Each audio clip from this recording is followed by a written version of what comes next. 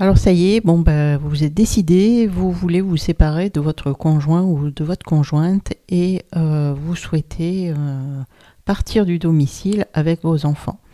Je suis Cécile Borne, je suis assistante sociale libérale et coach et je vais vous donner quelques conseils pour mieux vivre votre séparation. Alors premier conseil, surtout ne partez pas sur un coup de tête. Prenez le temps de la réflexion. C'est important, ne faites pas n'importe quoi, n'allez pas vous mettre en difficulté, vous et vos enfants, en pleine nuit, à vous retrouver à la rue. Il faut vraiment réfléchir à tout ça et se poser, prendre le temps. Même si ça vous paraît vraiment compliqué, il faut prendre le temps.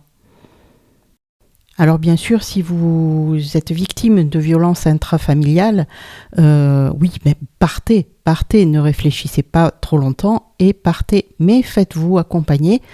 Je vous en parlerai un peu plus longuement tout à l'heure.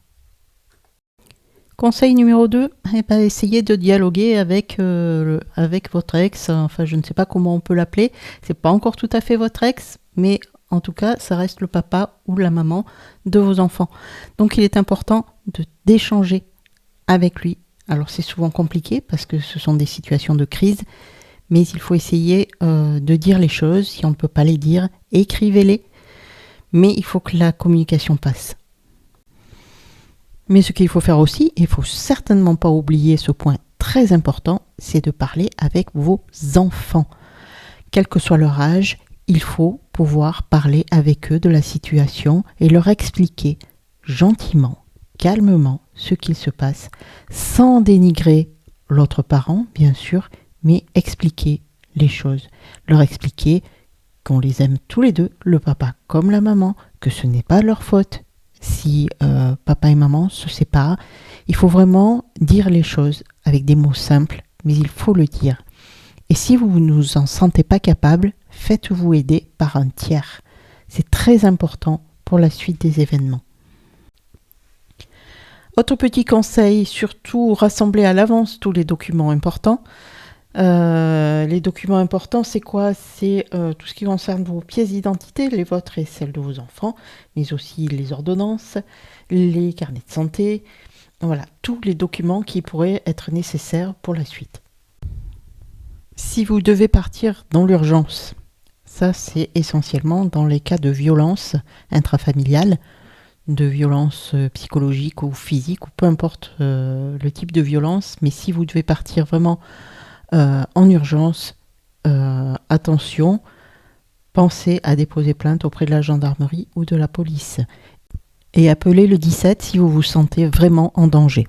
N'hésitez pas à demander au gendarme ou à l'agent de police qui va vous entendre de vous orienter vers un ISCG, un intervenant social en commissariat ou en gendarmerie, qui pourra vous accompagner tout au long de la procédure et vous conseiller dans vos démarches. Alors clairement, si vous partez dans l'urgence, ce sera difficile de trouver un logement approprié. Donc là, je vous invite à vous rapprocher des associations d'aide aux victimes, si vous êtes dans ce cas-là. Ou alors de vous rapprocher de l'intervenant social en commissariat ou en gendarmerie, bien sûr, qui va pouvoir vous aider à trouver des solutions. Par contre, si votre départ est mûrement réfléchi, pensez vraiment à votre logement. Il faut qu'il soit adapté à votre vie, à celle de vos enfants.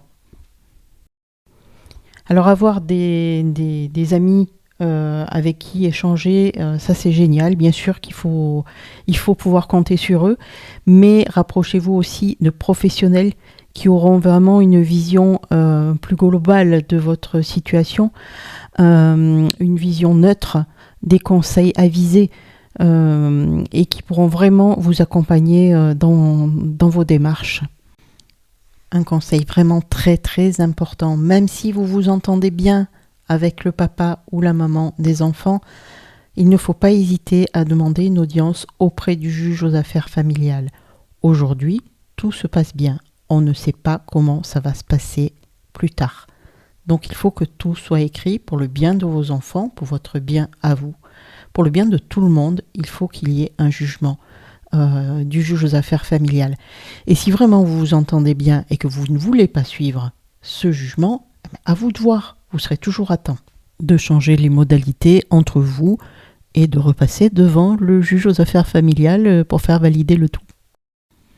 Maintenant que vous êtes prêt ou prête à faire vos valises et à partir, surtout, eh bien, pensez à tout le nécessaire. Hein. Alors non seulement les habits des enfants, mais aussi les doudous, les jeux, les photos. Voilà, tout ce qui pourrait rendre un petit peu moins difficile ce départ, parce qu'il ne faut pas se leurrer, un départ, qu'il soit dans l'urgence ou pas, est toujours très compliqué à vivre pour les enfants. Quelques derniers petits conseils, mais aussi quelques redites, hein, parce que c'est vraiment important que vous ne passiez pas à côté de ces petites choses. Alors surtout, une fois que vous aurez décidé de partir, parlez-en autour de vous, parlez-en avec l'école. C'est important de les tenir au courant. C'est important aussi d'en parler avec vos proches. Ne restez pas seul. Et puis, n'oubliez pas surtout d'en parler avec l'autre parent parce que il a des droits sur les enfants. Donc, ne vous mettez pas en difficulté. L'autre parent a le droit de savoir où sont ses enfants, dans quel environnement ils vivent. Donc voilà, il faut vraiment être très vigilant et partager un maximum de choses de votre situation avec l'autre parent. Ce qu'il faut se dire, c'est que tant qu'il n'y a pas de jugement du juge aux affaires familiales, le papa comme la maman ont les mêmes droits, absolument les mêmes droits. Donc, soit vous êtes parti avec les enfants avec l'accord de l'autre parent, auquel cas très bien, soit vous l'avez fait en douce, et là ça peut être beaucoup plus compliqué. Donc n'hésitez pas à prendre un avocat, n'hésitez pas à déposer plainte s'il y a des violences, n'hésitez pas à mettre toutes les chances de votre côté pour ne pas vous laisser piéger. Voilà, après ces petits conseils concernant la séparation, je vous propose de nous retrouver très bientôt. La prochaine vidéo traitera des violences intrafamiliales. Je vous souhaite une très bonne journée. Découvrez mes accompagnements personnalisés sur maboussole.eu. Le premier entretien est gratuit. Profitez-en pour vous inscrire, maboussole.eu.